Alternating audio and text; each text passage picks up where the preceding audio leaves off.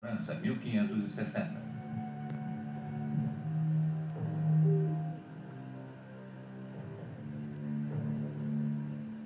Na madrugada de 22 de fevereiro de 1560, no território do castelo de Amboise, o jovem rei Francisco e a rainha Maria de França foram levados ao gabinete real. Fique aí, majestade. Você não vai contar o que está acontecendo? Há alguns hereges nos portões da cidade. Precisamos levá-los a um lugar seguro. Isso os tirou da influência dos de Guise. Conspiradores protestantes tentaram sequestrar o rei e a rainha da França. Mas a conspiração, conhecida como a Conjuração de Amboise, fracassou.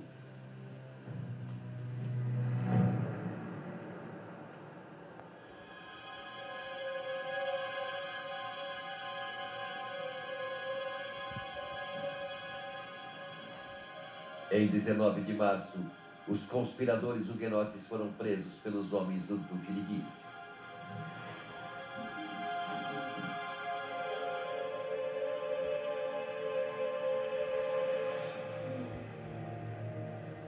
Os rebeldes foram torturados. O Duque de Guise queria que eles revelassem os nomes dos outros conspiradores envolvidos no plano.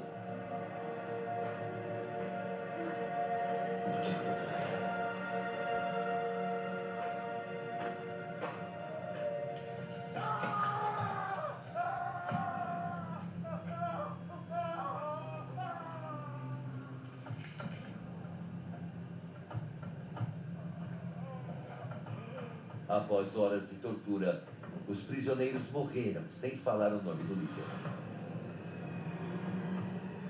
Seus corpos foram jogados no luar.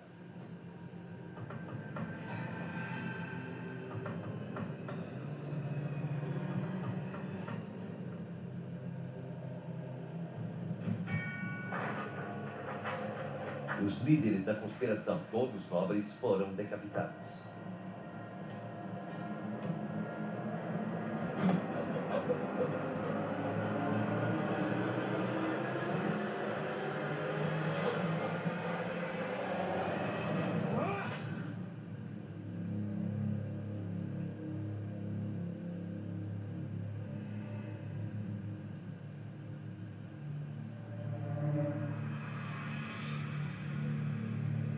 Outros foram enforcados aqui, no local agora conhecido como Balcon de Pendy, a sacada dos enforcados.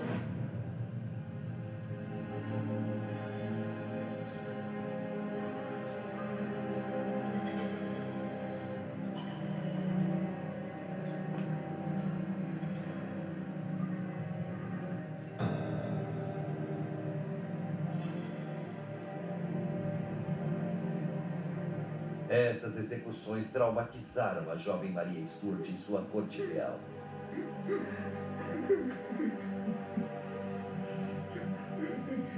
Mas para os de Guise foram uma fonte de orgulho. Enquanto os de Guise continuavam sua investigação para descobrir a cabeça por trás da conjuração de Amboise, chegou um boato a eles de que a rainha Elizabeth da Inglaterra estava ciente da conspiração.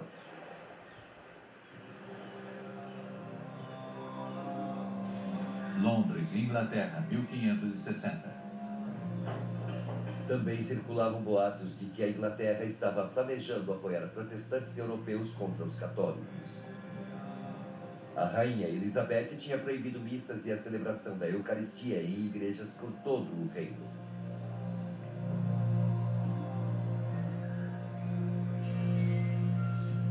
Em todo lugar, relíquias e outros símbolos católicos haviam sido removidos. Os católicos ingleses passaram a precisar celebrar missas em sigilo total.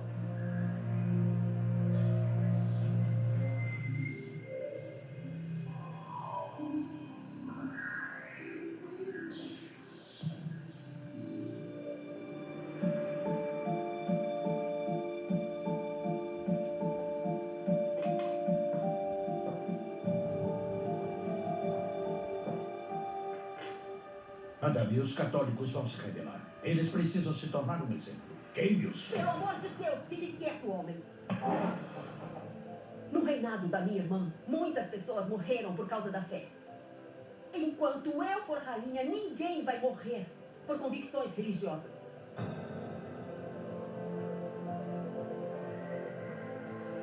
Elizabeth era o que poderíamos chamar de protestante moderado. Apesar de não hesitar em blasfemar através das maldições que dizia, em suas preces privadas usava crucifixo e velas. Seus conselheiros eram muito mais radicais. Tinham a obsessão de impedir que Maria, rainha da Escócia e da França, assumisse a coroa da Inglaterra. Eles precisavam convencer Elizabeth a ajudar os protestantes da Escócia a tomar o trono.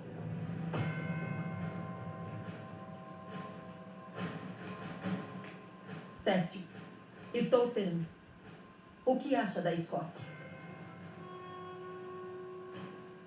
Como já disse, Majestade, vamos tirar os franceses da Escócia e pôr um protestante no trono.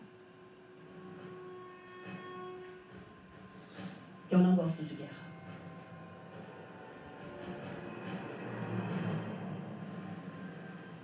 Pressionada por seus conselheiros, em determinado momento Elizabeth cedeu aos seus pedidos. Ela concordou a contragosto em mandar tropas para ajudar os protestantes a tomar a regência da Escócia à força.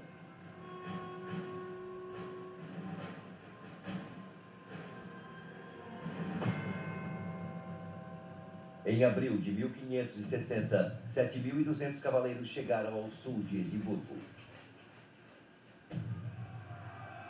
À sua frente estavam 6.000 franceses aliados dos escoceses. Não eram muitos, mas o suficiente para aniquilar o exército inglês de Elizabeth.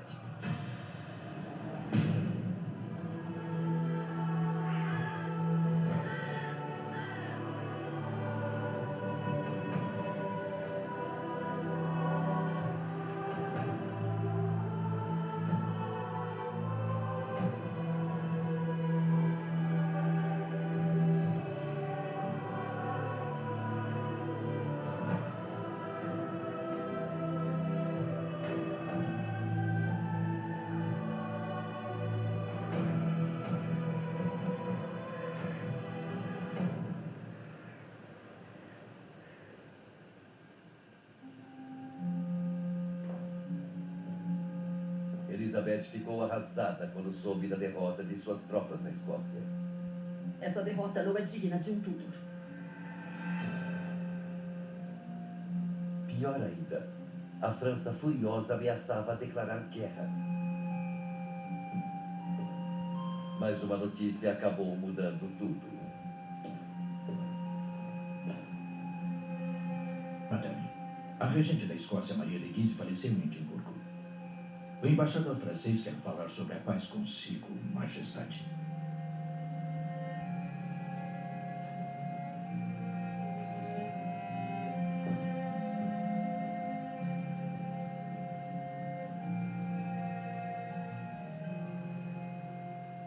A morte da católica Maria de Guise no castelo de Edimburgo no dia 10 de junho de 1560 abriu a porta para protestantes escoceses.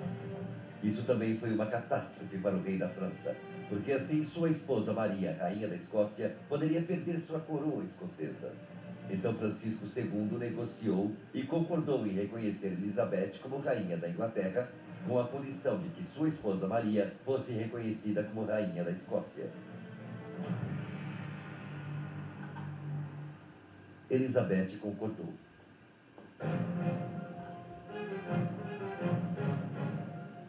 Mas quando o Tratado de Edimburgo finalmente chegou à França, Francisco se recusou a assiná-lo.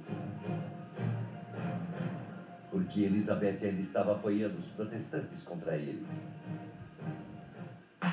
Palácio de Fontainebleau, França, 1560.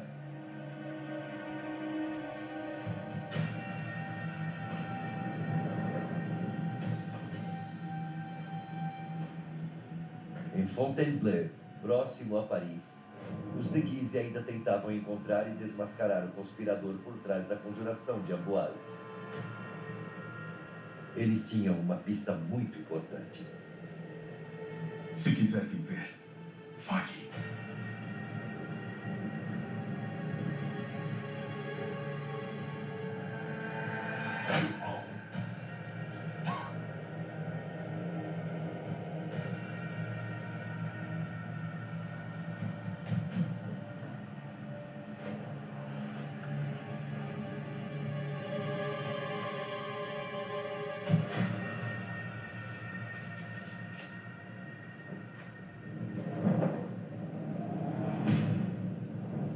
Coloque perto do fogo.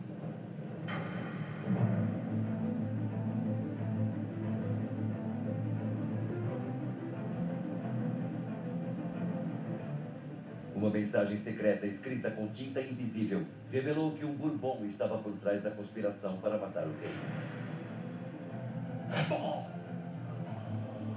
Antônio de Bourbon, rei de Navarra, e seu irmão Luís de Bourbon, príncipe de Condé, eram descendentes do rei santo Luís IX. Príncipes de sangue pertenciam a um ramo menor da Casa de França e podiam reivindicar o trono se os Valois terminassem.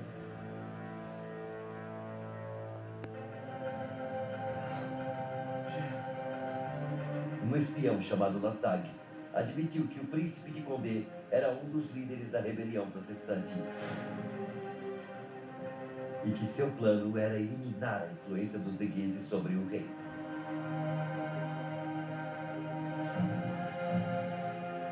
Os de Guise finalmente tiveram provas de que o líder da rebelião protestante era um Bourbon. Assim, eles só precisavam convencer o rei Francisco II a prender seu inimigo declarado.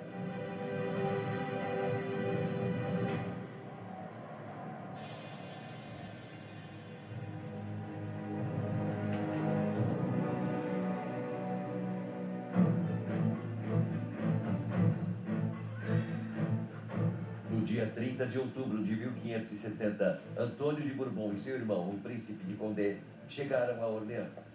Haviam sido convocados pelo rei.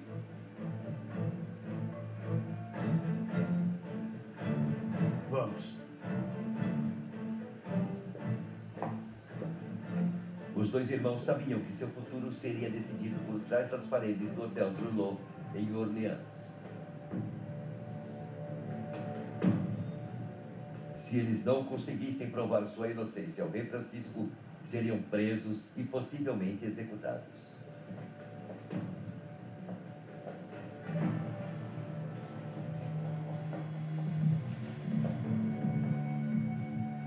Segundo testemunhas, a cena aparentemente aconteceu assim.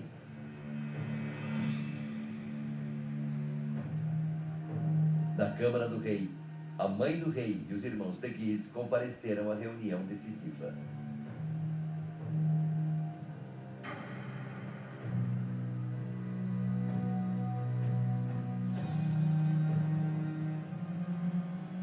O rei Francisco Pálido pareceu frio e distante com seus primos e os tratou como se fossem meros vassalos.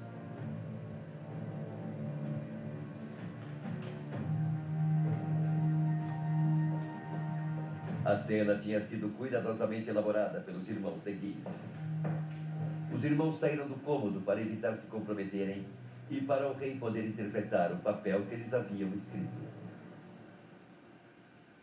Senhor, eu chamei até aqui porque eu sei que está envolvido em uma conspiração contra a minha pessoa e contra o Estado. Quero a verdade. Senhor, todas essas acusações são apenas mentiras. Como os de Guise haviam planejado, o rei os informou sobre a confissão de Lassagne e das acusações feitas contra eles a respeito da conjuração de Amboise. Condé negou qualquer plano contra o rei, mas admitiu que queria dar um golpe nos de Guise. Eu admito que tenho pessoas na corte, mas apenas com o objetivo de manter o direito às terras da minha família. Porque essas terras foram roubadas, saqueadas, pela ambição dos Lorenos, senhor. Guardas, prendam este homem. Senhor, Eu respondo por ele com a minha vida. Mas Antônio de Bourbon percebeu que a prisão de seu irmão, Condé, tinha sido planejada pelo rei e pelos de Guise muito antes de sua chegada. Vá, meu irmão. Obedeça ao rei.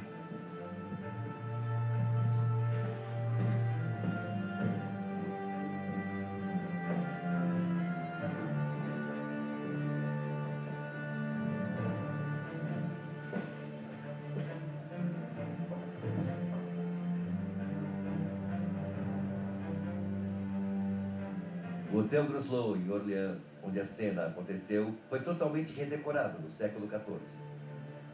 Foi aqui que a saúde do rei Francisco decaiu de forma preocupante.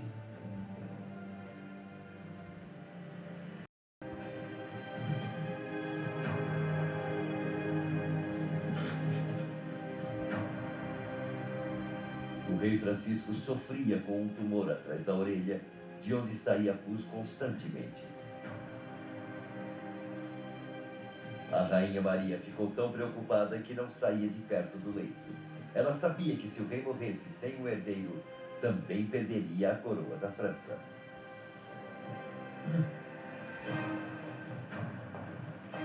Corriam boatos de que Francisco tinha sido envenenado por huguenotes. Os de Guise reforçaram a guarda real.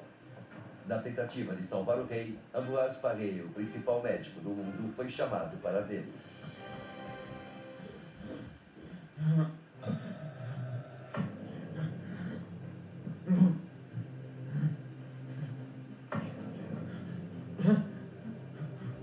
Após diagnosticar o abscesso em sua orelha, o doutor avisou ao Duque de Guise que o rei tinha apenas dias de vida.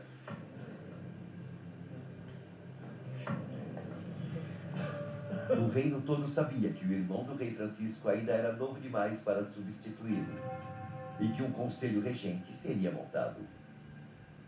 Mas quem, entre Francisco de Guise e Antônio de Bourbon, tinha a pretensão mais legítima à regência da França?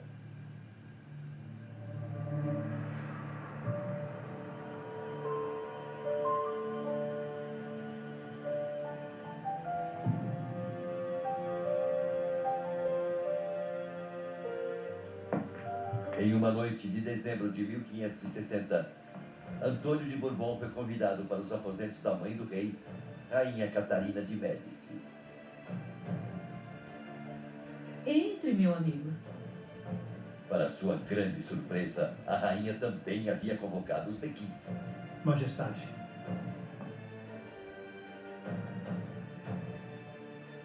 Antônio sentiu que, como primo do rei,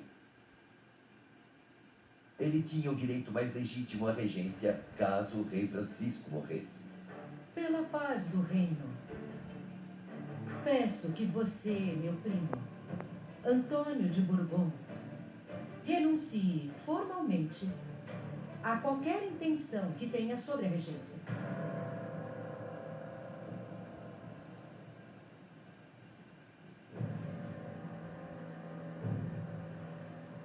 Mesmo se o conselho estiver incentivando. E se o meu filho Francisco morrer, eu peço que apoie o seu irmão, o Duque de Angolema. Ficou bem claro, meu primo? Catarina de Médici desconfiava tanto dos Bourbon quanto desconfiava dos de Guise. Cansada de sua rivalidade, ela se nomeou regente e insistiu que Antônio de Bourbon e os de Guise fizessem as pazes na frente dela.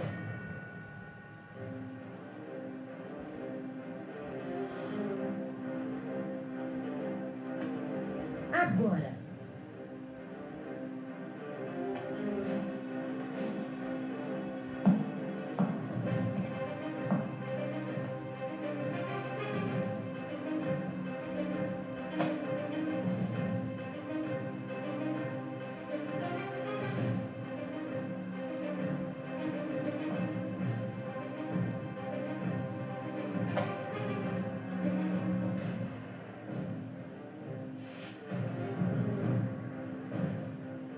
E agora, reconciliados, eu peço a assinatura de vocês.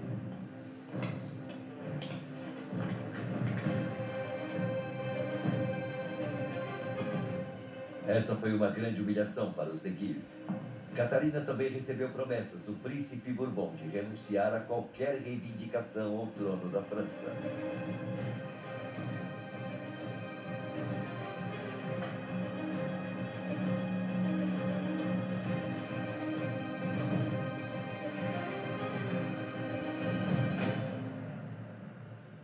Para completar seu golpe de Estado, Catarina de Médici fez seu filho moribundo assinar um decreto anunciando a ascensão ao trono de seu irmão mais novo, Carlos, duque de Angulema, e a confirmação do compromisso de Catarina como regente do reino até Carlos chegar à maioridade.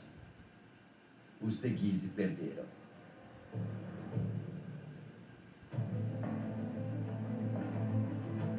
Catarina era uma mulher decidida e ambiciosa, mas desde sua coroação, ela sempre havia sido deixada de lado. Tanto como esposa pela Diana de Poitiers, quanto como política pelos de Guise.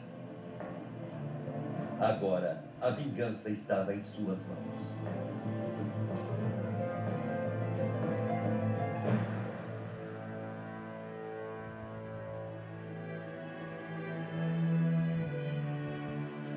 No dia 5 de dezembro de 1560, no Hotel Groslow, em seu quarto, que já havia sido o dormitório de Francisco, o rei morreu. Essa pintura de Dupuy, feita no século XIX, o retrata cercado por sua jovem esposa Maria Stuart, os de Guise e sua mãe, a rainha Catarina de Médici. Diz a lenda que, antes de sua morte, o Dr. Ambroise Paré sugeriu trepanar o rei. Mas Catarina de Médici recusou, dizendo que apenas Deus tinha o direito de olhar dentro da cabeça de um rei. Francisco II morreu com uma dor excruciante aos 16 anos de idade. Ele sempre será lembrado como o marido de Maria Stuart. A única escolha dela agora era tentar reivindicar sua coroa escocesa.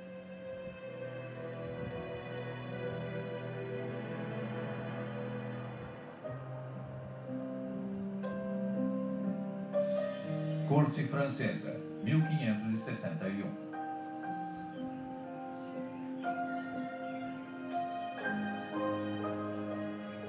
Por meses após a morte do marido, Maria se isolou em luto.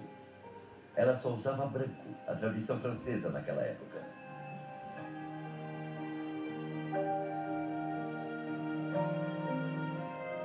Pupila e musa de Pierre Ronsard, desde a sua infância, ela escrevia poemas cheios de sua tristeza sincera. Meu coração sente incessável tristeza por sua perda. Às vezes, em algum lugar, sua imagem aparece para mim. Eu vejo seu sorriso doce em uma nuvem. Após o anúncio de sua viuvez, vários reis da Europa a pediram em casamento para anexar a Escócia. Mas Maria não deu atenção a eles.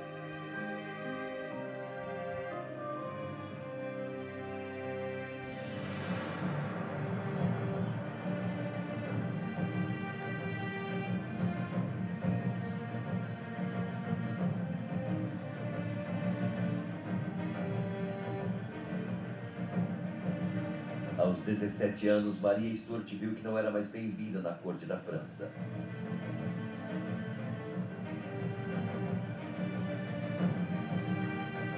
Após hesitar por 7 meses, Maria decidiu partir para a Escócia. Um país que não conhecia, pois havia partido dele aos 5 anos e cuja língua não falava há muitos anos. A volta de Maria se mostraria muito inesperada. Ela chorou em toda a travessia. Será que já estaria sentindo que a terra que tinha amado novamente voltaria a uma guerra sangrenta? E que um destino trágico a aguardava na Escócia?